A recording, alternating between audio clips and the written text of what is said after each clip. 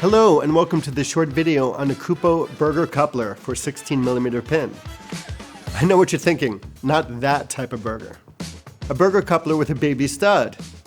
Save that other burger for me later though. You would think that actors have all the colorful language. Well, you haven't spent enough time with grips, as they have a unique vocabulary all their own. The name for this coupler was rumored to be based on a scaffolding clamp made by the Chesbro Whitman Company of New York City. Chesbro morphed into Cheeseboro, which then evolved into cheeseburger, and then was shortened to just burger.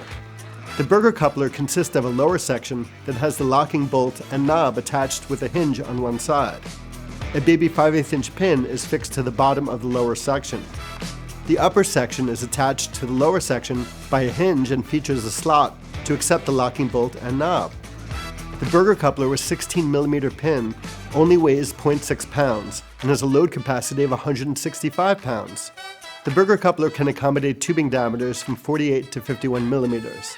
This coupler is designed to rig any light fixture or grip accessory with a baby receiver, such as this Broncolor Ceros monolight.